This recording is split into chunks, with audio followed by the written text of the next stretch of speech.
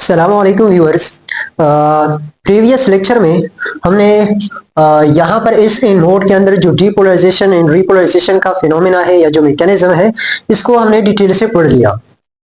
और लेक्चर के लास्ट में हमने कहा था कि इस एनोड सेल और मायोकार्डियल सेल यहाँ पर हमारे पास गैप जंक्शन है, जिनके जरिए मतलब ऐसी गैप जंक्शन के जरिए एक्शन पोटेंशियल ऑफ द इस एनोड ट्रांसफर करता है और ट्रांसमिट हो जाता है इनटू द मायोकार्डियल सेल। देखिए स्टूडेंट, इस एनोड की जो टिश्यू है ये हमारे पास इस तरह इसके साथ सेल अटैच्ड होते हैं कार्डियक मसल सेल के। टिश्यू जो एस ए नोड है, एस ए नोड के साथ जो है एस ए नोड हमारे पास मायोकार्डियम में है, मायोकार्डियम में। तो यहाँ पर सेल्स अटैच्ड है, कार्डियक मसल सेल्स अटैच्ड है और यहाँ पर गैप जंक्शंस है। Let's suppose these are the myocardial cells and these are the S A node cells. ये हमारे पास इस एनोड सेल है, तो इस एनोड सेल और मायोकार्डियल सेल के दरमियान गैप जंक्शन है। अब यहाँ का जो एक्शन पोटेंशियल है, चूंकि इस एनोड जो है ये खुद ब खुद डीपोलराइज हो जाता है और फिर रीपोलराइज हो जाता है। इसका मतलब यह है कि ये हमारे पास एक self electric impulse generating tissue है। इस नोड जो है ये हमारे पास एक self electric impulse generating tissue है। तो यहाँ का जो इलेक्ट्रिक इंपल्स है वो क्या कर जाता है कि गैप जंक्शन के जरिए एंटर हो जाता है इनटू द मायोकार्डियल सेल। देखिए ये सेल मैंने सेलेक्ट किया था कहां से, इस नोड से। तो ये हमारे पास गैप जंक्शन है। ड्यूरिंग द डीपोलराइजेशन यहां से सोडियम आयन क्या करेगा, एंटर करेगा या ट्रांसमिट करेगा through the gap junctions into the myocardial cells. So student, ये हमारे पास यानी सोडियम आयन या यहाँ का जो एक्शन पोटेंशियल है, इस एक्शन पोटेंशियल का ट्रांसमिट हो जाना into the myocardial cells, this impulse और sodium transfer into this cell, this is the external stimulus for the myocardial cell। previous lecture के स्टार्ट में हमने कहा था कि ये सेल जो है खुद ब खुद डीपोलराइज रीपोलराइज हो जाता है, क्योंकि इसमें अपने चैनल से और एन चैनल के जरिए जो है आयंस एंटर करते हैं, जिनकी वजह से ये डीपोलराइज हो जाता है।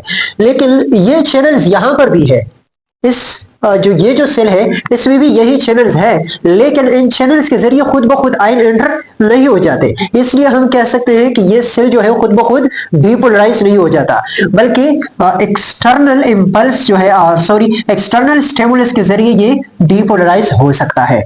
सो द सोडियम और यहां से जो केटाइंस ट्रांसफर हो जाते हैं, this transfer of the cation is the external stimulus for the myocardial cell. और इस एक्सटर्नल स्टिमुलस के जरिए ये सेल क्या करेगा, डीपोलराइज करेगा और फिर रीपोलराइज करेगा। तो अब हम स्टार्ट करते हैं ये वाला फिनोमेना कि यहां पर किस तरह डीपोलराइजेशन रीपोलराइजेशन का फिनोमेना चलता है। देखिए student, through the gap junction sodium ions यहां पर एंटर हुए। अब सोडियम आयन क्या करते हैं, पॉजिटिव चार्ज को कैरी करते हैं। तो यहां पर ये माहौल इनिशियली क्या था, नेगेटिवली चार्ज था। अब सोडियम आयन ने यहां पॉजिटिव चार्ज लाया, तो अब ये माहौल पॉजिटिव बनता जाएगा। जब ये माहौल पॉजिटिव बनता जाएगा तो ये वैल्यू क्या करेगी, ये डिक्रीज करेगी। ये वैल्यू क्या करेगी, डिक्रीज करेगी। So this value now it will become, due to the sodium ions, this value become minus 70 millivolt। minus 70 millivolt पर जब ये डीपोलराइजेशन आ जाए या जब ये वैल्यू रिड्यूस हो जाए up to minus 70 millivolt, this is the threshold level, this is the point of no return. तो no return, point of no return का मतलब ये है कि इस पॉइंट से वापस जो है ये रीपोलराइज नहीं हो जाता, बल्कि जब इस पॉइंट ऑफ नो रिटर्न पर जब ये वैल्यू आ जाए तो इसके बाद रैपिडली इससे रैपिडली ये जो है डीपोलराइज हो जाएगा, रैपिडली डीपोलराइज हो जाएगा। लेकिन रैपिडली किस तरह ये सेल जो है डीपोलराइज हो जाता है। देखिए, जब -70 मिलीवोल्ट पर वैल्यू आ गई तो हमारे पास यहां पर मौजूद है सोडियम चैनल्स, यहां पर हमारे पास मौजूद है सोडियम चैनल्स जिस तरह यहां पर है। तो अब देखिए, -70 मिलीवोल्ट पर वैल्यू आ गई due to the transfer of the और due to the transmission of electric action potential of the इस एनोड सेल। तो अब ये वैल्यू इसके बाद जो है, जब इस पॉइंट पर आ जाए ये वैल्यू, हमारे पास सोडियम चैनल्स जो है, सोडियम चैनल्स क्या हो जाएंगे, ये ओपन हो जाएंगे। सोडियम चैनल्स जब ओपन हो जाएंगे तो इन चैनल्स के जरिए strong influx of sodium ions होगा, strong influx of sodium ions. तो सोडियम आयन क्या करेंगे, अब एंटर करेंगे इनटू द सेल, क्योंकि ये नेगेटिवली चार्ज है interior of the cell, so positive charge carrier जब यहां पर आते हैं तो इस माहौल को पॉजिटिव बना देगा। तो इसका मतलब ये है कि ये वैल्यू क्या करेगा, ये वैल्यू रिड्यूस करेगी, मतलब कम हो जाएगी। तो due to the influx of sodium ion this value will be decrease rapidly, very rapidly, ये डिक्रीज हो जाएगी up to 0 millivolt, 0 millivolt. Even due to the strong influx of sodium ions ये क्या हो जाएगा, positive में चला जाएगा, +20 से लेकर +30 मिली वोल्ट तक, 30 मिली वोल्ट तक ये वैल्यू पॉजिटिव में चली जाएगी। अब देखिए स्टूडेंट, यहां पर सिचुएशन थोड़ा सा डिफरेंट है यहां के डिपोलराइजेशन इन रिपोलराइजेशन के फिनोमिना से, और वो किस तरह, देखिए ये वैल्यू पॉजिटिविटी में चली गई। अब स्टूडेंट क्या होगा, अब स्टूडेंट जब ये डिपोलराइजेशन अपनी पीक पर पहुंचा, सोडियम चैनल क्लोज हुआ, सोडियम चैनल क्लोज हुआ, यहां पर हमारे पास पोटाशियम चैनल मौजूद है, पोटाशियम। इस लेक्चर में भी कहा था कि इनिशियली पोटाशियम क्या है, पोटाशियम की कंसंट्रेशन इनसाइड द सेल ज्यादा है as compare to the external environment. तो अब देखिए स्टूडेंट, ये at the peak of the depolarization sodium channel close, अब मजीद सोडियम एंटर नहीं हो सकते। तो अब ये चैनल जब क्लोज हुआ, पोटाशियम का जो चैनल है ये ओपन हो जाएगा और पोटाशियम आयन जो है ये एग्जिट करना शुरू कर देगा, पोटाशियम आयन क्या करेगा, एग्जिट करना शुरू कर देगा। तो ये एग्जिट करेगा क्योंकि ये भी पॉजिटिव चार्ज को क्या करते हैं, कैरी करते हैं, पॉजिटिव चार्ज को कैरी करते हैं। तो अब जब पोटाशियम आयन बाहर चले जाते हैं, सेल से आउटसाइड जाते हैं, तो यहां पर पॉजिटिविटी का सोर्स जो है वो डिक्रीज हो जाएगा। तो यहां पर पॉजिटिविटी का सोर्स जब डिक्रीज हो जाता है तो पॉजिटिव वैल्यू जो है अगेन रिड्यूस हो जाती है अप टू 0 मिली वोल्ट, क्योंकि पॉजिटिविटी में चली गई है। तो ये जो है वापस क्या हो जाएगा, 0 मिली वोल्ट तक आ गया, मतलब सेल के अंदर जो पॉजिटिविटी काज हुई थी due to the influx of sodium ion, अब पोटाशियम आयन के एग्जिट की वजह से यहां पर पॉजिटिविटी का सोर्स कम हो गया, जिसकी वजह से पॉजिटिविटी, ये पॉजिटिव वैल्यू डिक्रीज हुई अप टू 0 मिली वोल्ट। अब 0 मिली वोल्ट पर, 0 मिली वोल्ट पर हमारे पास यहां के जो कैल्शियम चैनल्स हैं, यहां पर हमारे पास कैल्शियम चैनल्स,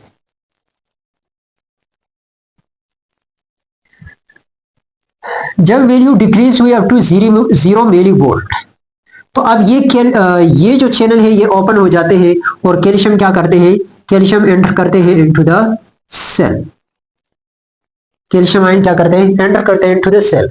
अब देखिए स्टूडेंट, एक पॉजिटिविटी का सोर्स जो है या पॉजिटिव चार्ज कैरियर जो है, एक पॉजिटिव चार्ज कैरियर जो है वो एग्जिट करता है, जबकि दूसरा पॉजिटिव चार्ज कैरियर जो है वो एंटर करता है। पोटाशियम जो है, पोटाशियम जो है ये पॉजिटिव चार्ज कैरियर है, पॉजिटिव चार्ज कैरियर ये एग्जिट कर रहा है, जबकि कैल्शियम जो है ये भी पॉजिटिव चार्ज कैरियर है, ये एंटर कर रहा है। पोटाशियम एग्जिट कर रहा है, कैल्शियम एंटर कर रहा है। अब इन दोनों की अपोजिट डायरेक्शन में मूवमेंट की वजह से, ये एक एग्जिट कर रहा है, दूसरा एंटर कर रहा है, ये लाइन हमारे पास होगा, यहां पर हम एक लाइन हासिल करते हैं और वो लाइन स्ट्रेट होगा, क्योंकि अगर एक तरफ पॉजिटिविटी की सोर्स, पॉजिटिविटी का जो सोर्स है वो डिक्रीज हो रहा है, तो दूसरी तरफ पॉजिटिविटी का सोर्स इंक्रीज हो रहा है। तो अप्रोक्सीमेटली हम कह सकते हैं कि ये लाइन क्या है, ये स्ट्रेट है। मतलब यह है कि नेट इफेक्ट जो है वो 0 है, ना इसकी वजह से ये माहौल पॉजिटिव बन जाता है, ना due to the influx of calcium ion ना तो ये माहौल पॉजिटिव बन जाता है, और due to the efflux यानी एग्जिट करना, due to the efflux of potassium ion ये माहौल ना नेगेटिव बन रहा है, बल्कि नेट इफेक्ट जीरो है। तो हम हासिल करते हैं यहां पर एक स्ट्रेट लाइन। अब देखिए स्टूडेंट, ये जो है इस फेज को हम कहते हैं, ये जो स्ट्रेट लाइन है इस लाइन को हम कहते हैं प्लेटू फेज। ये जो स्ट्रेट लाइन है इसको हम कहते हैं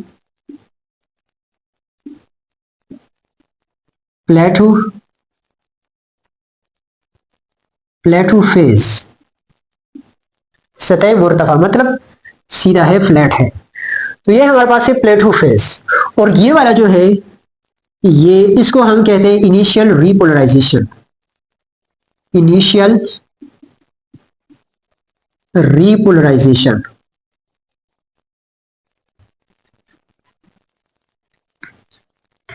अब देखिए स्टूडेंट, जब प्लेटू फेज खत्म हो जाए, मतलब ये चैनल जो है कैल्शियम चैनल जो है एक मोमेंट के लिए, एक वक्फे के लिए ये जो है ओपन होते हैं और कैल्शियम आयन क्या करते हैं, एंटर करते हैं। लेकिन एक वक्फे के बाद क्या होता है कि ये चैनल जो है क्लोज हो जाता है, जबकि ये चैनल पोटाशियम चैनल जो है ये क्लोज नहीं होता, बल्कि मुसलसल पोटाशियम आयन जो है ये क्या करते हैं, एग्जिट करते हैं। देखिए इस फिनोमेना को मैं फिर रिपीट करता हूं। जब डीपोलराइजेशन अपनी पीक पर पहुंच गया, पोटाशियम चैनल ओपन हो गया, पोटाशियम ने एग्जिट करना शुरू कर दिया, जिसकी वजह से पॉजिटिविटी का सोर्स यहां पर डिक्रीज हुआ। तो ये वैल्यू, पॉजिटिव वैल्यू क्या हो गई, डिक्रीज हो गई। पॉजिटिव वैल्यू डिक्रीज हो गई due to the positive charge carrier going outside. So ये वैल्यू जीरो हो गई। अब जब ये वैल्यू 0 मिलीवोल्ट पर आ गई तो कैल्शियम चैनल क्या हो गए, कैल्शियम चैनल ओपन हो गए। कैल्शियम चैनल जब ओपन हो गए तो कैल्शियम अब एंटर कर रहा है, जबकि पोटाशियम आयन जो है ये एग्जिट कर रहा है। एक एंटर कर रहा है, दूसरा एग्जिट कर रहा है, तो नेट इफेक्ट क्या है, जीरो है। तो हमने ये लाइन हासिल किया। अब स्टूडेंट क्या होगा कि ये चैनल जो है पोटाशियम कैल्शियम का ये चैनल जो है ये क्लोज हुआ। अब कैल्शियम आयन जो है एंटर नहीं कर सकते, और ये चैनल जो है अभी भी ये क्या है, ये ओपन है। पोटाशियम आयन मुसलसल एग्जिट कर रहा है। तो पोटाशियम आयन जब मुसलसल एग्जिट कर रहा है तो क्या होगा कि यहां पर पॉजिटिविटी का सोर्स जो है वो डिक्रीज होता चला जाएगा। तो पॉजिटिविटी का सोर्स यहां पर जब डिक्रीज होता जाएगा तो ये वैल्यू जो है अगेन क्या हो जाएगी, पॉजिटिविटी का सोर्स क्या कर रहा है, डिक्रीज कर रहा है। अब देखिए ये रेड लाइन जो है ये हमारे पास डीपोलराइजेशन का फिनोमेना है। मतलब नेगेटिविटी की जो वैल्यू है, नेगेटिव पोटेंशियल जो है, नेगेटिव वोल्टेज जो है ये डिक्रीज हो रहा है। तो ये फिनोमेना हमारे पास है डीपोलराइजेशन का फिनोमेना, जबकि ये हमारे पास इनिशियल रीपोलराइजेशन और ये हमारे पास है प्लेटू फेज। इस प्लेटू फेज के दौरान ये सेल जो है कंट्रैक्टेड फॉर्म में होता है। देखिए डिपोलराइजेशन का फिनोमेना जब स्टार्ट होता है तो इस दौरान क्या होता है, सेल कॉन्ट्रैक्टेड फॉर्म में होता है, मतलब कॉन्ट्रैक्ट हो रहा होता है। प्लेटू फेज में ये सेल जो है कॉन्ट्रैक्टेड रहता है। फिर जब रीपोलराइजेशन स्टार्ट हो जाता है, मतलब ये वैल्यू दोबारा क्या बनती जा रही है, नेगेटिव बनती जा रही है। सो पोटाशियम एग्जिट कर रहा है मुसलसल, जिसकी वजह से यहां पर पॉजिटिविटी का सोर्स डिक्रीज हो रहा है और वैल्यू नेगेटिविटी में जा रही है। तो फिर जो है -80 और -90 मिलीवोल्ट पर वैल्यू आ जाएगी। तो अब ये है रीपोलराइजेशन का फिनोमेना, ये है रीपोलराइजेशन का फिनोमेना, रीपोलराइजेशन, जबकि ये हमारे पास है। अब देखिए स्टूडेंट, ये जो टू सेल्स हैं इनके दरमियान जरा फर्क को वाज़ेह करते हैं कि इनके दरमियान डीपोलराइजेशन इन रीपोलराइजेशन के फिनोमेना में क्या क्या फर्क है। देखिए इनिशियली रेस्टिंग मेम्ब्रेन पोटेंशियल -85 और -90 मिली वोल्ट, जबकि यहाँ पर इनिशियल जो रेस्टिंग मेम्ब्रेन पोटेंशियल है वो -60 और -65 मिली वोल्ट है। दूसरा फर्क ये है कि सोडियम आयन की इन्फ्लक्स की वजह से ये वैल्यू क्या हो जाएगी, -50 मिली वोल्ट। फिर कैल्शियम आयन की इन्फ्लक्स की वजह से -40। फिर ये depolarization is mainly due to the calcium ion. यहां पर इस सेल में डिपोलराइजेशन का फिनोमिना जो है ये मेनली किस वजह से है, कैल्शियम आयन की वजह से है। जबकि इस सेल में यहाँ के जो एक्शन पोटेंशियल है ट्रांसफर कर गया, सोडियम आयन इलेक्ट्रिक इंपल्स की शक्ल में यहां पर आ गया, तो -70 मिली वोल्ट थ्रेशोल्ड लेवल है। तो इसके बाद ये डिपोलराइजेशन का फिनोमिना ये किस वजह से है, सोडियम के इन्फ्लक्स की वजह से। तो हम कह सकते हैं कि यहां पर डिपोलराइजेशन डिपेंडेंट है किस पर, इनफ्लक्स ऑफ कैल्शियम आयन। यहां पर जो है डिपोलराइजेशन डिपेंडेंट है on the influx of sodium ion. दूसरा फर्क यह है, तीसरा फर्क यह है कि यहां पर हमारे पास प्लेटो फेज नहीं है, प्लेटो फेज नहीं है, यहां पर प्लेटो फेज नहीं है, यहां पर प्लेटो फेज हमारे पास मौजूद है। और जो फिनोमेना डिपोलराइजेशन का जो फिनोमेना डिपेंडेंट हो कैल्शियम पर, कैल्शियम के इन्फ्लक्स पर, वो डिपोलराइजेशन स्लो होगा, वो डिपोलराइजेशन का फिनोमेना स्लो होगा as compare to the phenomena of depolarization which is dependent on the influx of sodium ion. अच्छा, इसके बाद जो है हम डिस्कस करेंगे, एक मायोकार्डियम का पीस लेंगे, यानी एक मायोकार्डियम का पीस होगा, उनके अंदर जो है कुछ सेल्स होंगे। तो फिर वहां पर देखते हैं कि मायोकार्डियम के जो पीस है जिनमें कई सेल्स है, तो वहां पर डिपोलराइजेशन का वेव कैसे प्रोपेगेट करता है। यहां पर हमने तो एक एक सेल के लिए डिस्कस किया, अब एक पीस लेंगे और वहां पर डिपोलराइजेशन इन रिपोलराइजेशन का फिनोमेना डिस्कस करेंगे। और वहां पर जो कुछ पॉइंट्स मैंने प्रीवियस लेक्चर में कहे थे कि कुछ पॉइंट्स जो है उनको डिस्कस करेंगे which are necessary for the ECG pattern. वहां की जो वेव्स बनते हैं उनके मतलब वो अपवर्ड डिफ्लेक्शन करेगा या डाउनवर्ड डिफ्लेक्शन करेगा, उनके लिए कुछ इंपॉर्टेंट पॉइंट्स है, वो भी जो है उसी मायोकार्डियम की एक पीस से हम इंशाल्लाह क्लियर करेंगे।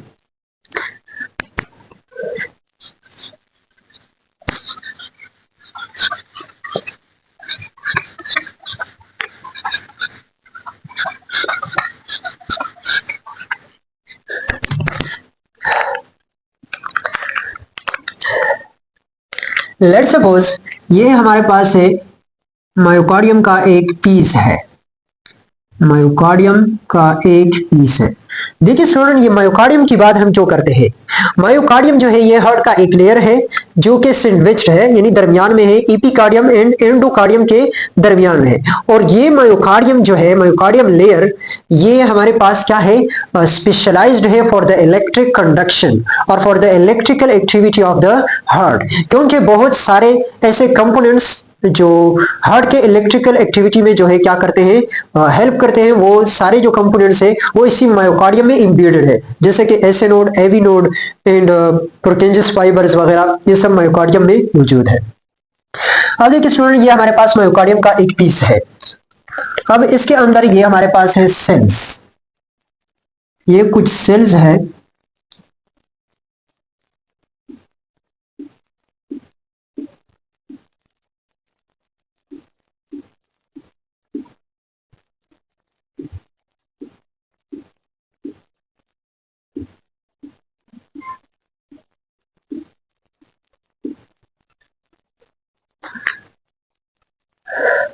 अब देखिए स्टूडेंट, ये मायोकार्डियम का एक पीस है और उसके अंदर ये सेल्स है।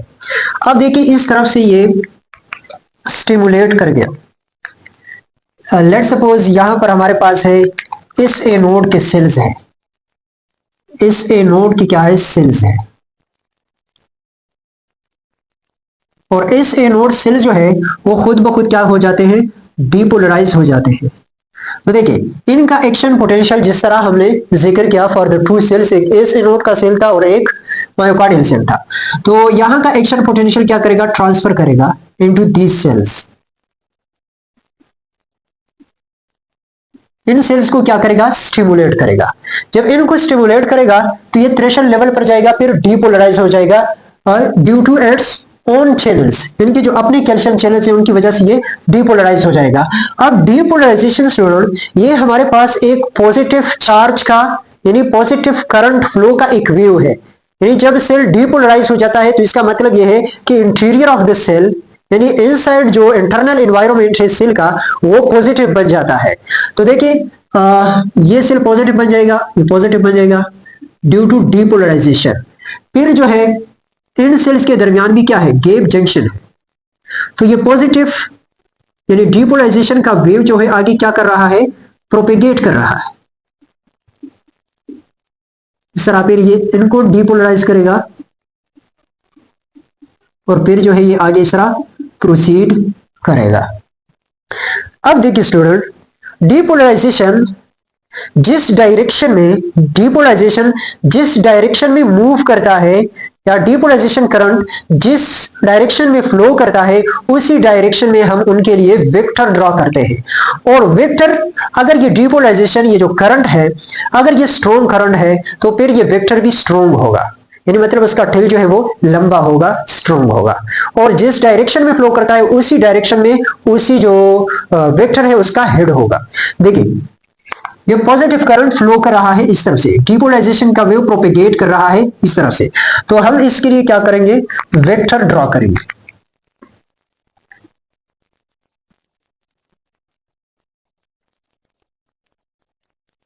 हेड में हम यहां पर हम पॉजिटिव साइन, क्योंकि पॉजिटिव करंट फ्लो है तो ये है इसका जो है वेक्टोरियल रिप्रेजेंटेशन, आगे फॉरवर्ड कर रहा है।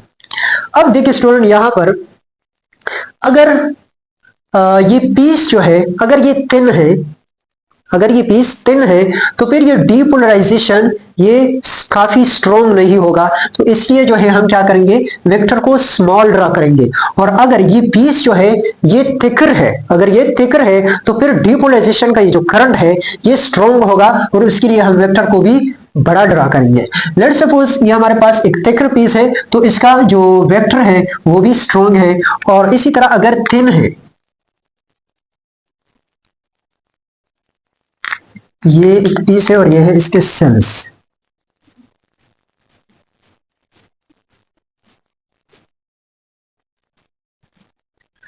तो फिर इनके लिए जो है स्टूडेंट हम क्या करेंगे,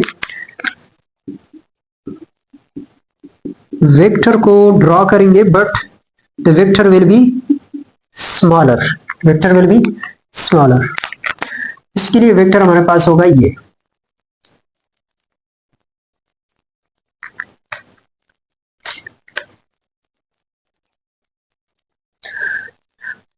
अब स्टूडेंट यहां पर कुछ इंपॉर्टेंट पॉइंट्स है और ये पॉइंट्स जो है बहुत ही इंपॉर्टेंट है to understand the deflection of ECG galvanometer, कि ईसीजी गैल्वेनोमीटर जो है वो जो है पॉजिटिव वैल्यू की तरफ डिफ्लेक्ट करेगा या नेगेटिव वैल्यू की तरफ डिफ्लेक्ट करेगा। देखिए स्टूडेंट, लेट्स सपोज ये हमारे पास है ईसीजी का गैल्वेनोमीटर, ये हमारे पास ईसीजी का गैल्वेनोमीटर,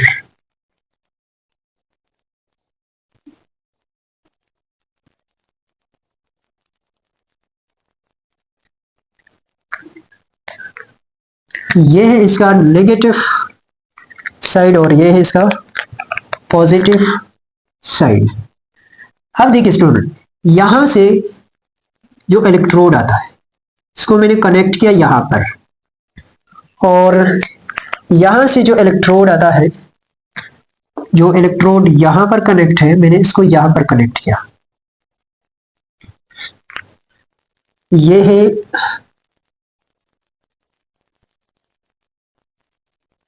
गैल्वेनोमीटर का नीडल, ये गैल्वेनोमीटर का नीडल है।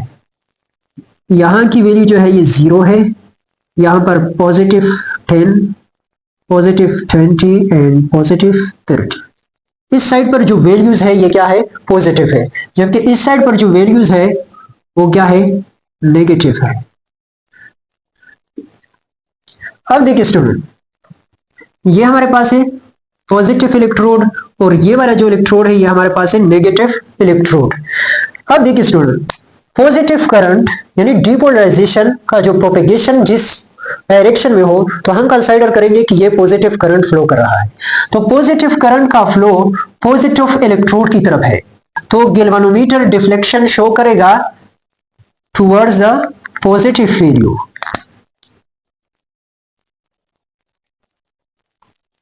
जब पॉजिटिव करंट फ्लो यानी डीपोलराइजेशन का वेव जब पॉजिटिव इलेक्ट्रोड की तरफ हो, फ्लो कर रहा हो, तो galvanometer of the ECG machine will show the deflection towards the positive values. इस तरह अब देखिए स्टूडेंट, ये सेल्स जब डीपोलराइज हो गए, ये सेल्स जब डीपोलराइज हो गए, तो अब ये सेल जो है ये क्या करेगा, ये रीपोलराइज करेगा। सेल हमने कहा था कि एक बार डीपोलराइज हुआ फिर रीपोलराइज हुआ, मतलब अगेन क्या हुआ, नेगेटिवली चार्ज हुआ। तो रीपोलराइजेशन का जो फ्लो है उसको हम कंसीडर करते हैं कि नेगेटिव करंट फ्लो करता है, नेगेटिव करंट फ्लो करता है, क्योंकि रीपोलराइजेशन में इंटीरियर ऑफ द सेल जो है वो नेगेटिव बनता जाता है। तो देखिए ये पीस जो है डीपोलराइज हुआ, अब ये पीस जो है इस साइड से रीपोलराइज हो जाता है, तो गोया कि ये सेल क्या हो रहे हैं, नेगेटिव बनते जा रहे हैं और इस डायरेक्शन में क्या करते हैं, मूवमेंट करते हैं। अब देखिए स्टूडेंट, यहां पर देखिए नेगेटिव करंट फ्लो कर रहा है towards the negative electrode, negative current flow कर रहा है टुवर्ड्स द नेगेटिव इलेक्ट्रोड। सो अब galvanometer of the ECG machine किस तरफ डिफ्लेक्शन शो करेगा, deflection will again towards the positive values, deflection again positive value की तरफ होगा, क्योंकि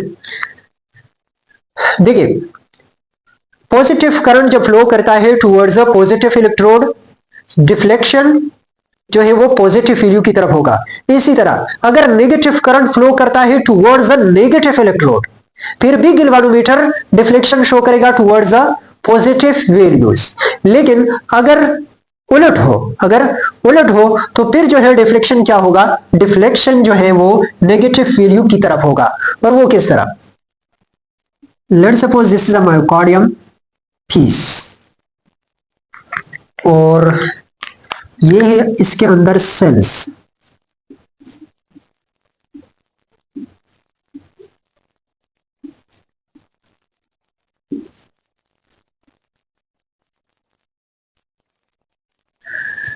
अब देखिए स्टूडेंट, यहां पर हमारे पास एक और गैल्वेनोमीटर है। देखिए मैंने पॉजिटिव टर्मिनल को मतलब पॉजिटिव इलेक्ट्रोड को इस साइड पर कनेक्ट किया और नेगेटिव इलेक्ट्रोड को इस साइड पर क्या कनेक्ट किया। अब देखिए स्टूडेंट, डीपोलराइजेशन का फिनोमेना आगे प्रोसीड कर रहा है।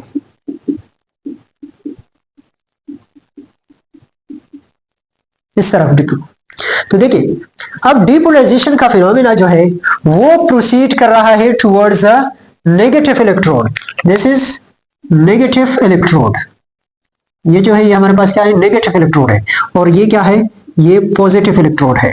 तो डीपोलराइजेशन आगे प्रोसीड कर रहा है, मतलब यह है कि डीपोलराइजेशन वेव प्रोपेगेट कर रहा है in the direction of negative electrode, positive current flow towards the negative electrode, so the galvanometer deflection will be, let's suppose this is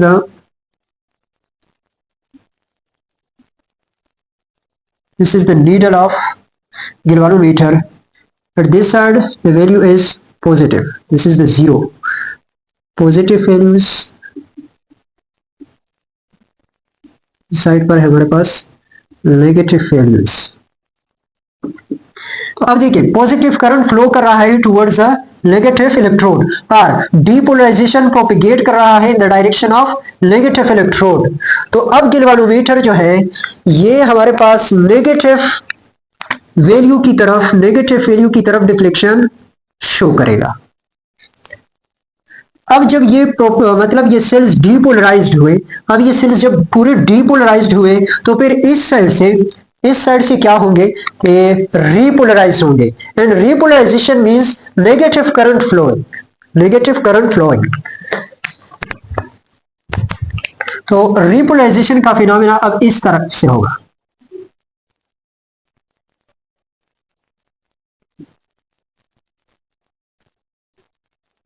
this is the negative current. अब देखिए student, negative current flow कर रहा है towards a positive electrode. Negative current flow कर रहा है towards a positive electrode. So galvanometer deflection show करेगा towards a negative values, towards a negative values. तो खुलासा यह है कि अगर पॉजिटिव करंट का फ्लो पॉजिटिव इलेक्ट्रोड की तरफ हो तो galvanometer deflection will be towards the positive values. इसी तरह अगर नेगेटिव करंट का फ्लो यानी रिपोलराइजेशन, नेगेटिव करंट का फ्लो वो नेगेटिव इलेक्ट्रोड की तरफ हो, again galvanometer will show the deflection towards the positive values. लेकिन अगर उलट हो यानी नेगेटिव करंट का फ्लो पॉजिटिव इलेक्ट्रोड की तरफ हो तो galvanometer will show the deflection towards a negative value. इसी तरह अगर पॉजिटिव करंट का फ्लो वो नेगेटिव इलेक्ट्रोड की तरफ हो, again galvanometer will show the reflection towards a negative values. अब देखिए स्टूडेंट, ये पॉजिटिव डिफ्लेक्शन नेगेटिव डिफ्लेक्शन का क्या मतलब है। जब पॉजिटिव डिफ्लेक्शन होता है, जब पॉजिटिव डिफ्लेक्शन होता है तो ईसीजी पर जो है अपवर्ड वेव बनता है, इस तरह अपवर्ड डिफ्लेक्शन होता है, अपवर्ड डिफ्लेक्शन। और फिर जब गैल्वेनोमीटर डिफ्लेक्शन शो करता है टुवर्ड्स अ नेगेटिव वैल्यू तो फिर हमारे पास जो है डाउनवर्ड डिफ्लेक्शन होता है, डाउनवर्ड वेव बनता है। पॉजिटिव वैल्यू की तरफ जब डिफ्लेक्ट करेगा तो वेव जो है अपवर्ड बनेगा, और अगर नेगेटिव वैल्यू की तरफ डिफ्लेक्ट करेगा तो फिर जो है वेव डाउनवर्ड बनेगा, डाउनवर्ड मूवमेंट करेगा। अब डिस्कस करते हैं स्टूडेंट कि एट्रिया जो है वो किस तरह डीपोलराइज हो जाता है, और फिर ये डीपोलराइजेशन का फिनोमेना जो है वो किस तरह ट्रांसफर हो जाता है टुवर्ड्स वेंट्रिकल, यानी फिर वेंट्रिकल जो है वो किस तरह डीपोलराइज हो जाते हैं। अच्छा स्टूडेंट, अब हम देखते हैं कि किस तरह डीपोलराइजेशन का वेव जो है वो किस तरह एट्रिया को डीपोलराइज करता है, और फिर जो है वो किस तरह प्रोपेगेट करता है, और फिर वेंट्रिकुलर पोर्शन को किस तरह डीपोलराइज करता है। तो देखिए स्टूडेंट, यहां पर हमारे पास है एस ए नोड जो कि इलेक्ट्रिक इंपल्स को जनरेट करता है। यहां पर हमारे पास है एस ए नोड, ये राइट एट्रियम के टॉप पर वाक़या है।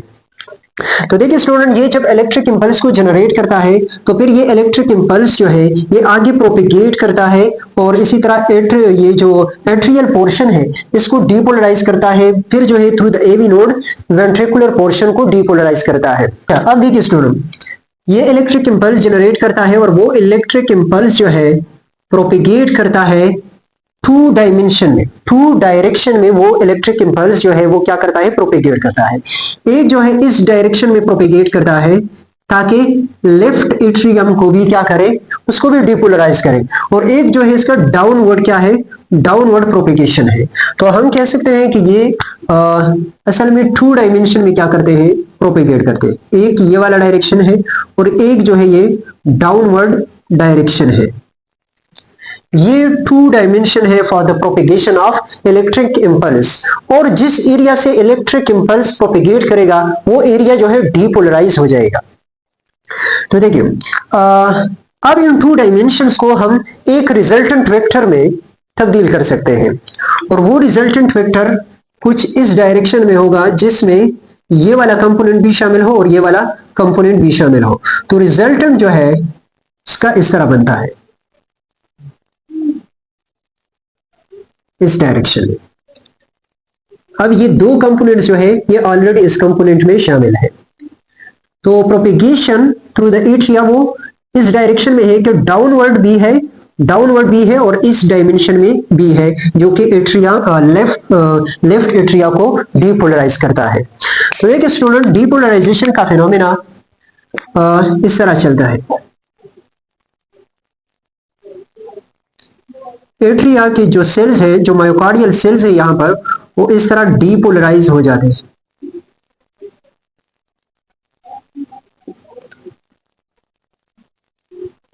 ये है डीपोलराइजेशन करंट जो कि एट्रियल मायोकार्डियल सेल से गुजर रहा है। अब देखिए स्टूडेंट, हार्ट के अंदर हमारे पास एक कार्डियक स्केलेटन है जो कि एक कनेक्टिव डेंस टिश्यू है जो कि हार्ट को इलेक्ट्रिकली टू पोर्शंस में डिवाइड करता है। इलेक्ट्रिकली हार्ट को टू पोर्शन में डिवाइड करता है। वो हमारे पास एक कार्डियक स्केलेटन जो कि हार्ट के शेप एंड स्ट्रक्चर में भी बहुत अहम किरदार अदा करता है। यहां पर हमारे पास है cardiac skeleton.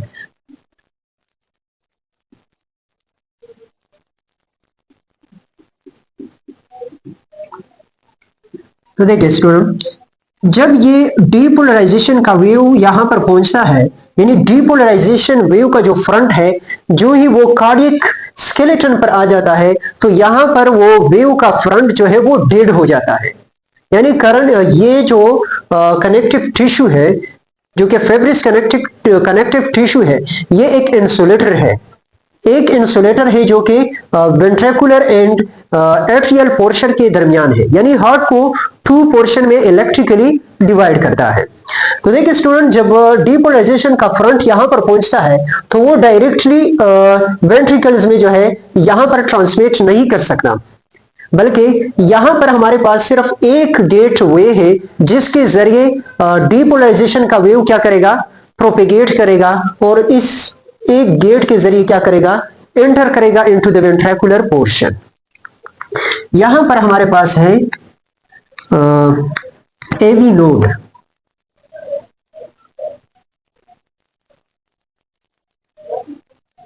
Actually the AV node is under the right atria. So अब डीपोलराइजेशन का वेव जो है वो जब वेंट्रिकुलर एरिया में एंटर करेगा तो सिर्फ एसी यही पाथवे है, इसके साथ सिर्फ यही एसी गेट के जरिए क्या करेगा, जो डीपोलराइजेशन का वेव है वो इसी गेट के जरिए क्या करेगा, एंटर करेगा इनटू द वेंट्रिकुलर पोर्शन। तो अब देखिए स्टूडेंट, ये जो एवी नोड है, एवी नोड के अंदर जो कंडक्शन है दैट इज वेरी स्लो, और हम कह सकते हैं कि एवी नोड जो है, AV node is specialized for the slow conduction. AV node is specialized for the slow conduction. अब देखिए स्टूडेंट, एवी नोड के अंदर कंडक्शन स्लो क्यों है? एक तो इसकी हिकमत है, मतलब इसका एक मकसद है, और एक जो है एवी नोड में ऐसे कौन से फैक्टर्स हैं जिनकी वजह से ये कंडक्शन जो है एवी नोड के अंदर स्लो है। तो देखिए स्टूडेंट, जो फैक्टर्स है यानी वो फैक्टर्स जो कि कंडक्शन को एवी नोड के अंदर स्लो कर देता है, वो फैक्टर्स ये है कि देखिए एवी नोड के सेल के अंदर अगर हम देखें, लेट्स सपोज ये हमारे पास है एवी नोड का सेल, तो एवी नोड सेल के अंदर जो रेस्टिंग मेम्ब्रेन पोटेंशियल है वो हमारे पास है -60 और -65 मिली वोल्ट। ये हमारे पास रेस्टिंग मेम्ब्रेन पोटेंशियल है एवी नोड के सेल्स के अंदर। जबकि जो कार्डियक मसल सेल है या जो यहां पर पुरकिंजिस सेल है, उनके अंदर ये वाला पोटेंशियल जो है यानी रेस्टिंग मेम्ब्रेन पोटेंशियल जो है वो हमारे पास 85 से लेकर -85 से लेकर -90 मिली वोल्ट तक हो सकता है। अब देखिए यहां पर जो निगेटिविटी है वो कम है as compare to this cell. तो जहां पर निगेटिविटी ज्यादा होगी वहां पर जो है केटाइंस जो कि पॉजिटिव आयंस है वो तेजी से क्या करेगा, एंटर करेगा।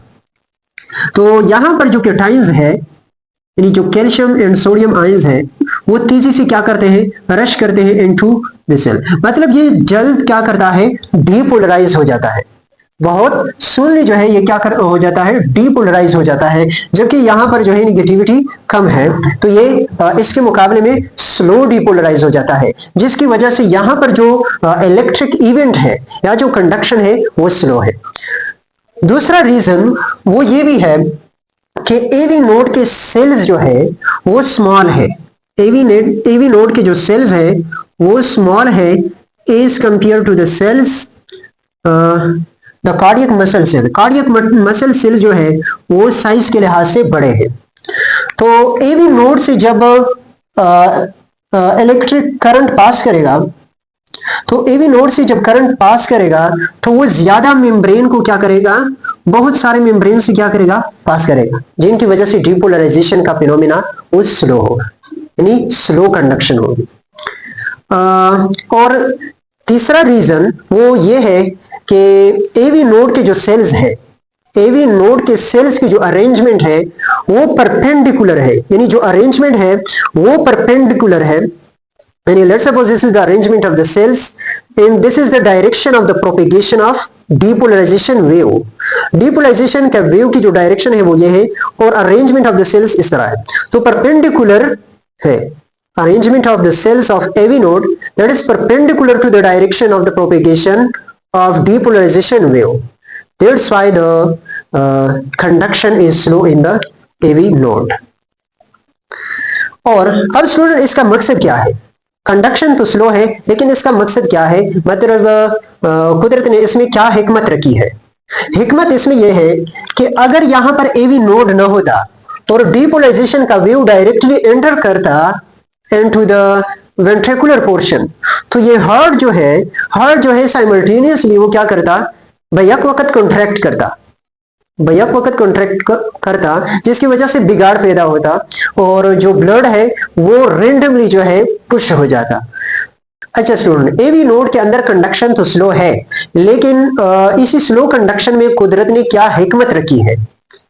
तो इसमें हिकमत यह है, या इसमें जो मकसद है वो ये है कि अगर यहां पर एवी नोड ना होता तो डिपोलराइजेशन का वेव एंटर करता डायरेक्टली इनटू द वेंट्रिकल्स, तो फिर पूरा हार्ट जो है बैक वक्त कॉन्ट्रैक्ट करता, जिससे बिगाड़ पैदा होता। क्योंकि यहां पर हमारे लिए जो है एक कोऑर्डिनेटेड सिस्टम चाहिए कि सबसे पहले एट्रिया जो है वो कॉन्ट्रैक्ट करे नॉर्मली, यानी हेल्थ के लिए जो जरूरी है, फिर जो है वेंट्रिकुलर कॉन्ट्रैक्शन जरूरी है। बैक वक्त अगर दोनों होते हैं तो ये एक बिगाड़ है, एक नॉर्मल है and seriously danger.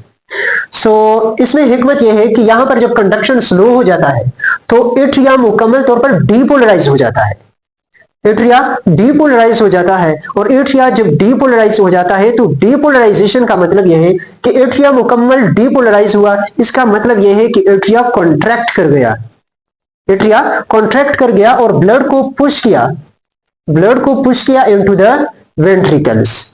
Right ventricles will push the blood into the right atria will push the blood into the right ventricles, and left atria will push the blood into the left ventricles. अच्छा, अब देखिए student, depolarisation का wave के लिए कि यहां पर वो ट्रांसफर करेगा तो उसके लिए जो है सिर्फ यही गेट है, बाकी यहां पर जो है वेव ट्रांसफर नहीं हो सकता। अब देखिए इसके बाद एवी नोड से जब डिपोलराइजेशन वो वेव यहां से जब ट्रांसमिट हो जाता है तो यहां पर बंडल ऑफ हेज मौजूद है, बंडल ऑफ हेज। अब डिपोलराइजेशन वेव जो है इस बंडल ऑफ हेज, ये हमारे पास है bundle of hedge, bundle of hedge. फिर ये बंडल ऑफ हेज जो है ये टू पार्ट्स में स्प्लिट हो जाता है। एक हमारे पास है राइट बंडल ब्रांच और एक हमारे पास जो है लेफ्ट बंडल ब्रांच है। अब यहां पर स्टूडेंट हमारे पास है, यहां पर हमारे पास है सेप्टा,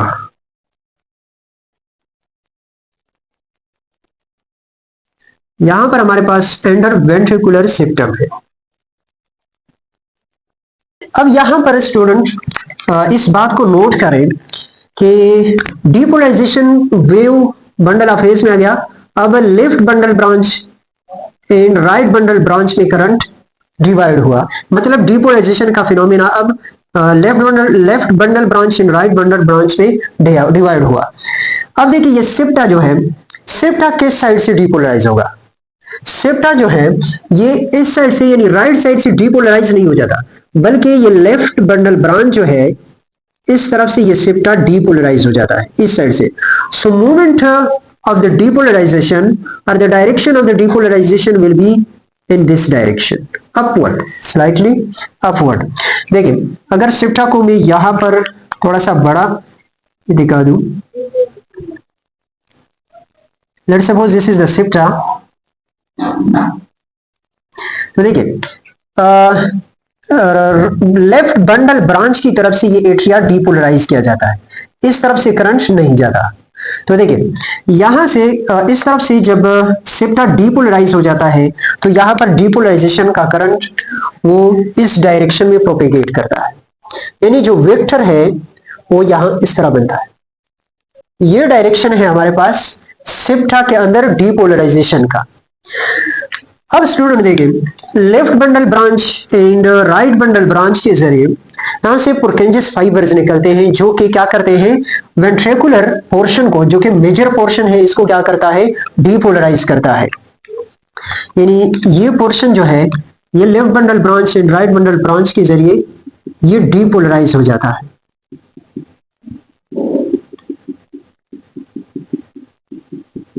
यहां पर देखिए स्टूडेंट, सबसे पहले हमारे पास जो मेजर पोर्शन है वेंट्रिकल्स का वो पहले डीपोलराइज हो जाता है, और फिर जो है इसके बाद ये जो हार्ट का बेस है ये फिर बाद में डीपोलराइज हो जाता है। तो यहां की जो डीपोलराइजेशन है, सबसे पहले ये देखिए वेंट्रिकुलर का मेजर पोर्शन, यानी जो मेजर पोर्शन है ये टुवर्ड्स द एपेक्स, ये जब डीपोलराइज हो जाता है तो यहां पर वेक्टर की डायरेक्शन किस तरह होगी, वेक्टर की डायरेक्शन इस तरह होगी, डाउनवर्ड। यहां पर वेक्टर की डायरेक्शन डाउनवर्ड होगी, डाउनवर्ड।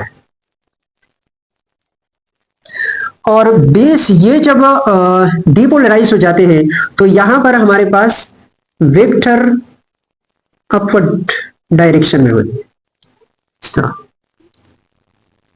Upward direction.